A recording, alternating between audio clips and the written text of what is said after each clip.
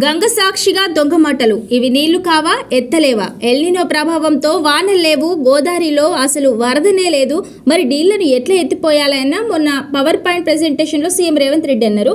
నీళ్లే లేవంటూ మంగళవారం సాయంత్రం తన పవర్ పాయింట్ ప్రెజెంటేషన్లో సీఎం అపసోపాలు పడుతున్న సమయానికి కన్నేపల్లి పంప్ హౌస్ వద్ద దృశ్యం ఇది. ప్రాణహిత నుంచి 1.22 లక్షల క్యూసెక్కుల వరద కొనసాగుతుంది.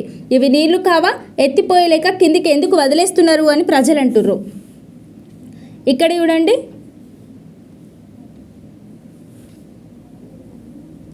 గోదావరిలో నీళ్లు తక్కువగా ఉండి ప్రాణహిత వరదపైన ఆధారపడాల్సిన సందర్భాల్లో కన్నేపల్లి వద్ద నీళ్లను లిఫ్ట్ చేసి అన్నారం బారేజ్లోకి ఎత్తిపోయాలి. కానీ ప్రభుత్వం ససేమిరా అంటుంది. వచ్చిన వరదను వచ్చినట్టుగా కిందికి వదిలిపెడుతుంది. అదే సమయంలో అన్నారం బారేజ్ వద్ద ఇసుక తవ్వకాలు మాత్రం యథేచ్ఛగా కొనసాగుతున్నాయి.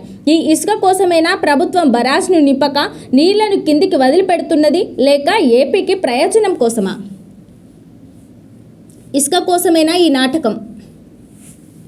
గోదావరిలో ప్రస్తుతం 1,22,000 క్యూసెక్కుల వరద కొనసాగుతుంది. అంటే మరో లెక్కలో 11 టీఎంసీల ప్రవాహం వచ్చే వారం రోజుల పాటు ప్రాణహితలో ఇదే స్థాయి వరద వచ్చి చేరుతుందని అంచనా. దుర్భిక్షపు ఛాయలు కమ్ముకుంటున్న వేళ ఈ నీళ్లు తెలంగాణ సాగుకు అమృత తుల్యం. కానీ రేవంత్ సర్కార్ ఏం చేస్తుంది? మన పంటలను గాలికి వదిలి వరదను కిందికి విడిచిపెడుతుంది. ఒకవైపు పోలవరం బనకచెర్లతో మన నీళ్లను తన్నుకుపోదామని ఏపీ నక్కజిత్తులతో యత్నిస్తుంటే దానికి వంత పాడుతూ వరదను దిగువకు వదిలేస్తుంది రేవంత్ ప్రభుత్వం.